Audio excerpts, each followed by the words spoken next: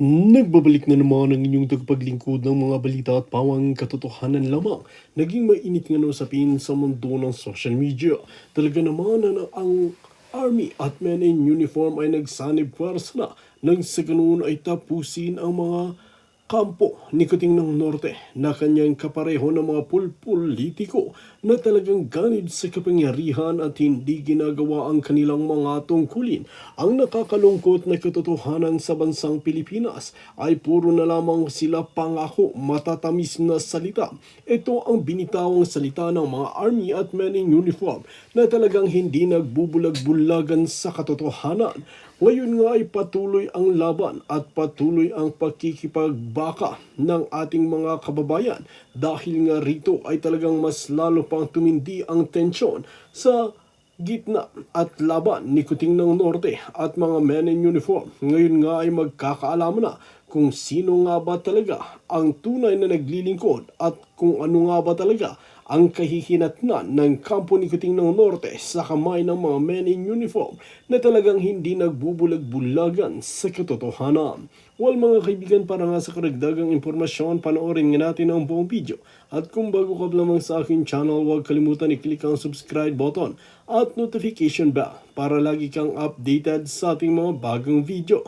At para sa solid viewers natin dyan, maraming salamat sa walang sawang pagsuporta. This group is saying, kampilan nila ni Congressman Paras and Bangon Sambayanan. I agree to this.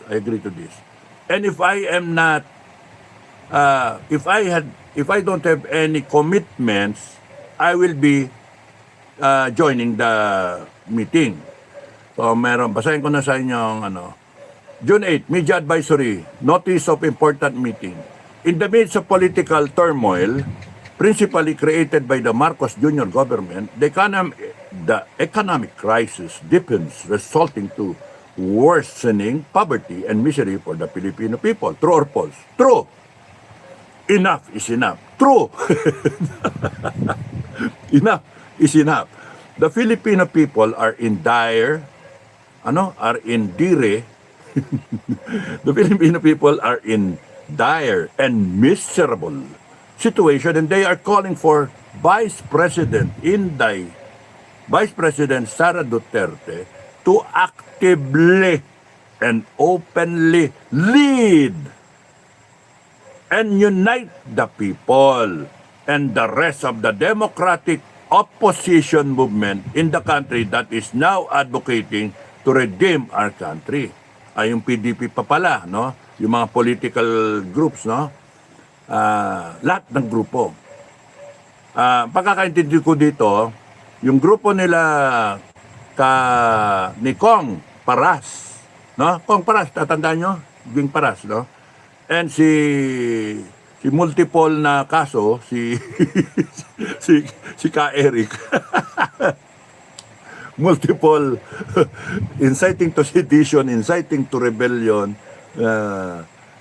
tawag dito, yung mga cybercrime. Putya talaga yung ginawa ninyo kay Ka Eric. Paano tutubo yung buhok ng tao? Paano tutubuan ng buhok yun? Lalong kikintab yung ulo nung kakaisip. Sinampa nyo na sinampa ng kaso as if walang freedom of expression. Mga walang niya kayo. So, nasana ako.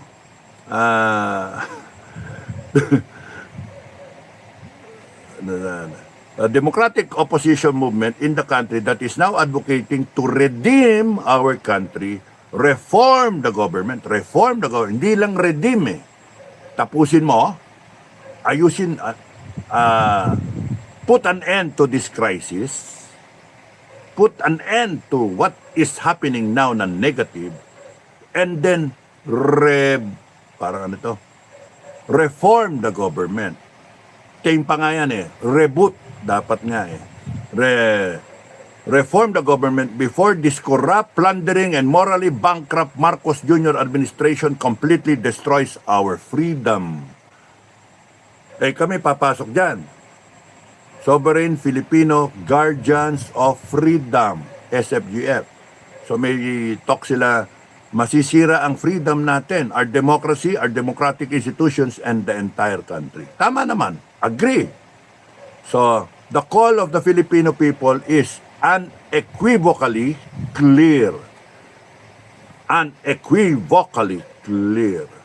Vice President Sara Duterte must lead our country and our people in the direction of redemption so that the real peace and genuine progress shall be achieved by our nation. This is premised by Campilan, led by Jing Paras, Congressman Paras, and si Ka Eric na bangon, ano ito? O yun, nandito ako sa grupo ninyo eh.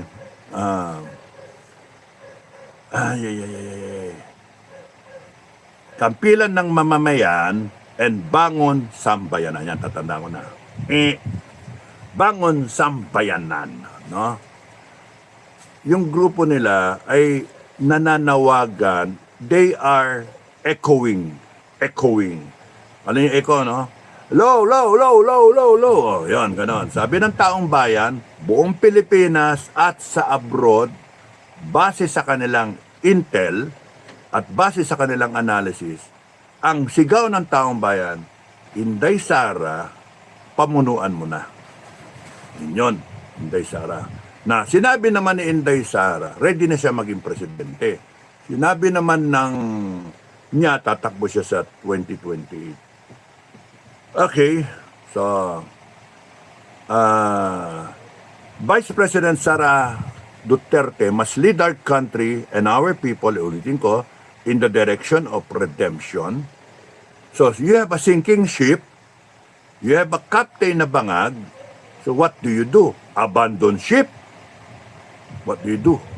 Or tell the deputy captain of the ship, lead us para yung barko hindi kung saan pupunta sa gitna ng dagat, walang direksyon at lumulubog pa. Kaya kung hindi kaya ng kapitan, abay, lead this country. Save us, save our souls, save this country, save our future, save our institutions na sinisira, winawasak. Yun lang ang sinasabi. No? Ay. Direction of redemption so that real peace and genuine progress shall be achieved by our nation. Please join our multi-sectoral leaders. Multi-sectoral leaders from Kampilan ng Mamamayan and Bangon Sambayanan at 9:30 a.m. Ito grupo nila, but the invitation is para sa lahat, no? Para sa lahat. Yung mga leader lang, mga leader. Huwag naman kayo pupunta lahat yan. Baka maghirap tong mga taon to. Pakakainin kayo. At 9:30 a.m., June 9, 2026. June 9, 2026. Bukas yun. 9:30 a.m. At, Lola Ote Restaurant at Sergeant Esguerra Street, Quezon City, near the area of GMA. Okay? Let the call of the people reverberate in the surge of the unfolding of history. Contact Attorney Jing Paras, National President, Kampilan ng Mamamayan, or Ka Jeffrey Eric Celis, Secretary General, Bangon Sambayanan People's Movement. And then the contact number, hindi ko na sabihin. Baka ma-scam eh. baka scamin ninyo eh. Anyway, ipapublish naman ito. But bukas na pala ito, no? 9:30 a.m. I'm supposed to go there para pag-usapan ano ba talaga. And then ang ano talaga dyan is wala tayong nagiging direksyon kasi isang leader, Alexander the Great, wala. May empire. And then, eto, tatayo yung isa tatayo. Ngayon, kung may plano ang isa na grupo, eto yung plano niya. May plano yung isa, ito yung plano niya, hindi magkasundo. Ito yung plano niya, hindi rin magkasundo. May plano kami, hindi rin magkasundo. Sa amin, ang sasabihin nila, Kap, yung delikado yung plano niyo. Kap, nakakatakot yung plano niyo ha. Oh, pero sa amin, ang ano ko, in-explain ko naman lagi ito yung Armed Forces, ito yung PNP, ito yung bahay ni Marcos. Kaya naman nandyan yung mga yan lahat sila. Yung senator na kakampi nila, kaya nandyan. Merong AFP at PNP na pinagsasandalan sila. Subukan mong, boom, wala yan. Giba siya. So, what will it take for the armed forces and the PNP to be with the people? Marami na nagsasalita, iba-ibang grupo. Withdrawal of support. Withdrawal of support. Sinasabi ko sa vlog ko, thank you. Sinasabi ko sa vlog ko, hindi ako hingi ng withdrawal of support sa AAP at sa PNP because that is expected from you by the Filipino people. Kung ayaw ninyong magdesisyon, ayaw ninyong protektahan ng taong bayan sa nangyayari ngayon na puta ng grabing nakawan nato sa history natin. Bendalo, grabe. Saka nakakita institusyon Puta, konstitusyon binabiolate harap-harapan. And you see it, real time, live. Takin ang mga yan. Live. Pero subukan nyo kayo kayo mag-violate. Kayong mag-violate ng law. Kayo mag-bend ng law. Hindi ko naman alam bakit? Pwede naman yan yung mangga Akin yan, ako nagtanim yan kahit pumunta sa kabila, nasa batas natin. Basta nasa property line niya, kanya O, di ba? So, ganun yan, lumapay pa yung mangga. Kinukuha niya, siya nagtanim kulong yung matanda. Bakit itong mga nagnakaw ng trilyon hindi makulong? O, kaya nga may problema tayo. Pagka maliit, kaya. Pero pagka may malalaki, may pangalan, hindi nila kaya. At sila ang nagbabago pa ng batas. Pasensya, may magamo-gamo So, anong natin? So, ang sabi nila, mag-meeting, and then, inihingi nila, Sara, Vice President Sara, it's about time you lead the people na. Yan. Ngayon, kabila. Sa side nila, Sara, ini-impeach si Sara. So, ang dating niyan, self-serving pagka tumayo siya. Kasi, ini-impeach siya parang ayaw niya matuloy yung impeachment. So, isa yun, probably. At dangerous na magpakita siya kasi merong real life threat sa buhay niya. So, pagka lumabas siya, nag-expose siya. Ngayon, ang solusyon doon, Madam Inday, magsalita ka. Kahit naka-record lang, naka-video. And then, sabihin mo, ano yung comment mo dito? Ano yung position mo sa Senado? Anong position mo doon sa nangyayari? Anong gagawin ng taong bayan? Lead the people. When you lead the people, you do not have to be physically present. What is important is that nakikita ng tao, one, position mo. Nakikita ng tao yung risk factor para sa iyo. Nakikita ng tao yung direksyon na gusto mong dalhin yung tao at yung bansa. Di ba? So, you don't have, if you want to be there present, then fine. That's fine with us. And the people will go out. Sa dami-dami ng grupo, sa dami ng bumoto, 32 million. Nasaan yung 32 million? Makaswerte nga, may 5,000, 5,000, 2,000. It's so disappointing. And then, ang daming tumutulong na mga maliliit na negosyante, mga Pilipino, mga OFW, nagpapadala talaga ng pagkain para doon sa nagrarally. Pero, makikita mo, minsan, sobrang pagkain. Wala yung nagrarally. Bakit? Ayaw lumabas sa taong bayan. So bakit? What is happening? Wala na bang talagang paki ang Pilipinas? Hindi pwede kayong walang paki, mga kababayan. Kahit sino kayo, AFP, PNP, NBI, lahat kayo uniform, tapos government employees. Ang pinag-usapan dito, bansa natin, future natin. Ninakawan tayo, ganun kasimple. Kaya kayo, huwag kayo nananakot na mga nasa posisyon. Huwag kayo nananakot, tarantado kayo. We can end this. we can end this. If we get organized, we can end this. What the problem is really the leadership. Now, Madam Inday, that's the challenge now. Hinihingi sa iyo ng mga leader ng mga taong bayan. Is it not about time that you stood up for the Filipino people? Take the risk. And don't be afraid because God is protecting you. Iasa mo lahat sa tao. Sinabi mo yan, di ba? You're offering yourself to God, country, and people. Sinabi mo. So, stand up and lead the people. If you cannot be there physically for safety reasons, you be with the Filipino people in spirit. Magsalita ka. Sabihin mo sa taong bayan. Ngayon, ang danger. Kung hindi maglilid si Inday Sara at tumayo ang Senado to lead, baka ma-hecho puwera si Inday Sara.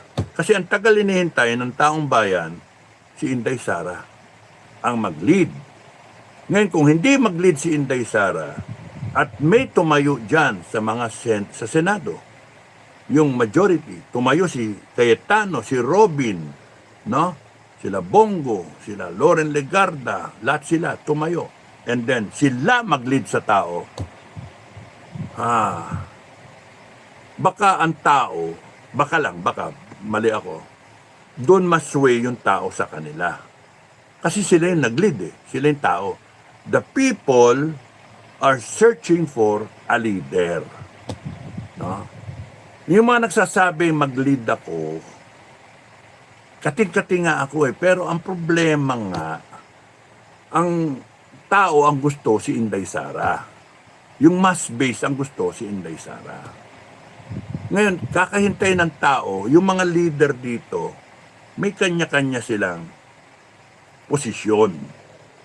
So, ang suggestion nitong grupo nila, Commander Paras, no? Nila Commander Paras at ni Commander Eric, ay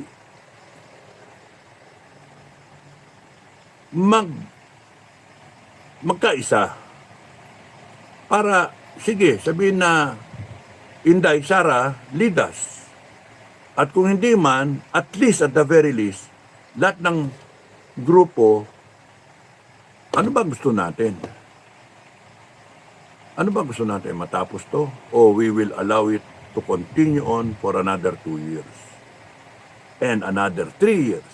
And another indefinite number of years? Because they will change the Constitution, they will impeach Inday Sara. Okay, so I'll go to that, no? Tapusin ko na yun. If the majority, the minority pretending to be the new majority, the Gatchalian bloc, if they are able to secure one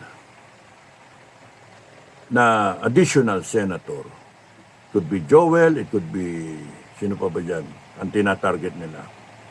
Bongo, hindi naman babaliktad si Bongo. Ang ano dyan, in-neutralize nila si Bongo para physically, wala si Bongo saka si Bato, kung makuha nila, ICC, minus 2. 24 minus 2. 22 na lang. Divided by 2, 11. Plus 1, 12. Pwedeng ganon. Pero, ngayon, nasa 12 na sila Ngayon, sa impeachment, 22 divided by 3. 2/3 22 divided by 3. O sige, gawin natin 21 na kamong for the sake of computation. 21 divided by 3, 7. 7. 14 na boto lang imbis na 16. Initially, from 24, 2/3 is 16 na boto to impeach Inday.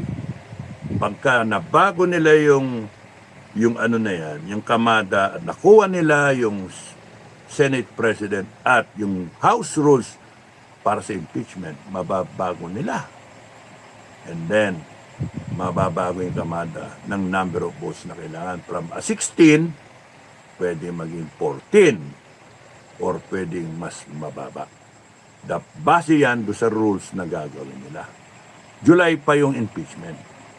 So, yung timetable nila from now hanggang sa bago mag-impeachment, magkaroon sila ng madikta nila yung kung paano yung operating ek-ek ng Senate rules nila such that yung boto base doon sa bago na magiging number. Benda Constitution nga eh. From 24, mapababa nila yan. Yun yung ano. So, mga 14 lang kailangan nilang boto. Hindi 16. 12 na sila ngayon. Na? 12. Dalawa na lang. Okay? So, ganun din sa charter change. Pagka nakuha nila yung Senate President at nakuha nila yung bagong majority, bubuksan ngayon nila yung charter change. Aside from dun sa inimpeach na si Inday, 14 na kunyari kailangan nila. Hindi 16. Kung 14 lang ang kailangan nila, 2 na lang ang kailangan nila na bumaliktad. I-pressure nila na i-pressure. Pwedeng mangyari yan. Kasi may mga sabit yung ibang senators. No?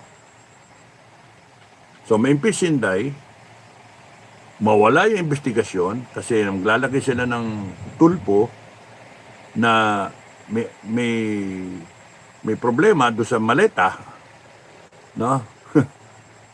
And then may charter change, baka baguhin nila yung kamada. Baka ang gawin nila, pumayag ito na 24, boboto as one with Congress. Malulunod tong 22 kunwari na lang sila. O 24, kasi nakuha nila yung majority, mabago nila yung rules, pumayag sila, bumoto, kasaming Congress. Lunod sila sa Congress. Eh, yung bumoto sa impeachment, 200 megit, di ba? 245 ba? 2 something. Sipin nyo. So, kahit dagdagan mo ng lahat ng senators, bumoto, tapos na. Charter change na. So, term limits, extension, etc., etc., more bendalo, lahat ng gusto nilang baguhin. Nila. So, napaka-dangerous na situation. Ginagago tayo ng mga to. So, isa-silence ka ngayon. Kakasuhan ka. Diba? Kaya sa amin, sa grupo namin, ang ano ko, tarantado to mga to eh. Pagka hinayaan mo to, tarantado, kakatayin demokrasya natin. Dapat sila ang matakot sa atin. Well, hindi nga makakaporma tayo, hindi tayo makakaporma. Kasi nga, walang leader. Walang overall leader. Walang central figure. Walang mother. Walang queen aunt. Queen bee. Wala. So yung colony, confused. Ayun. May soldier aunt ka, may worker aunt ka, may nurse aunt ka. Confused. Wala tayong pupuntahan, hindi natin alam. Naghintay tayo ng leader. Hindi dumadating. NPA. CPP, NPA, NDF. Bakit inabot sila ng 50 plus years? Protracted struggle. Bakit inabot? Alam niyo bakit? Kasi walang tumatayo na leader. Si Joma nandoon sa Netherlands. Pero dito sa Pilipinas, wala man tumatayo dito na pinaka-overall leader. Sila rin kanya-kanya. Kaya hindi sila ma-unite. May mass base. May mga front organizations. Pero bakit ganun? Once upon a time, umabot pa sila 25,000. Lakas nila. Enough to challenge the armed forces of the Philippines. Pero ngayon, lumalakas na naman sila. Down to 2,000 na lang, lalakas. Bakit inabot sila ng mahigit 50 taon? Dekada. hindi pa sila nagwagi. Hanggang ngayon, struggle pa rin.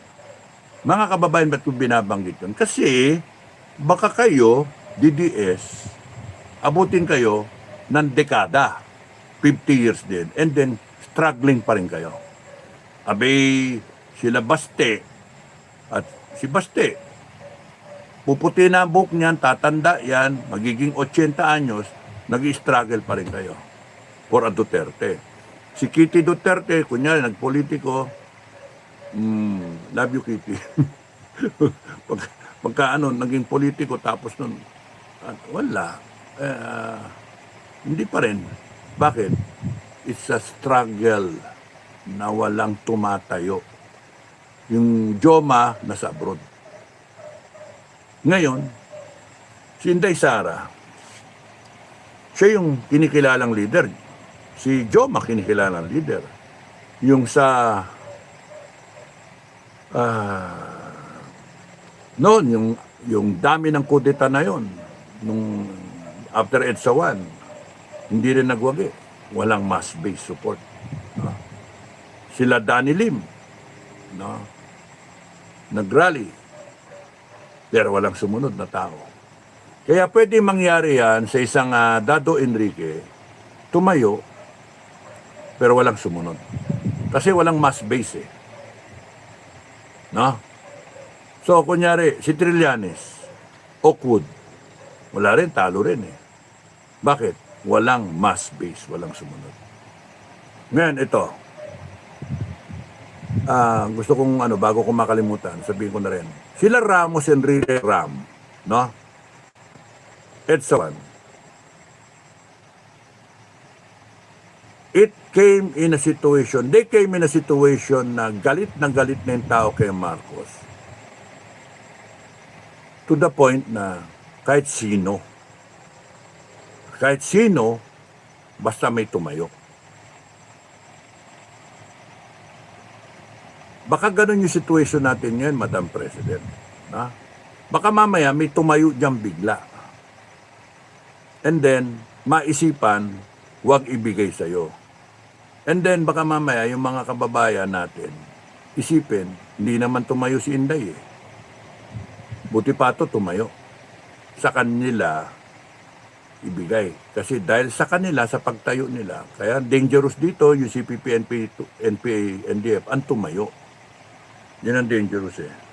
So pagka sila na lang. Kasi the people will be in debt of gratitude, utang na loob, na dahil sa may tumayo para sagipin ang taong bayan sa nangyayari, siya yung mabango. O yung grupo na yun ang mabango. That's the danger there. If the Senate stands up and then may wise guy dyan sabi, linisin na lang natin, etc.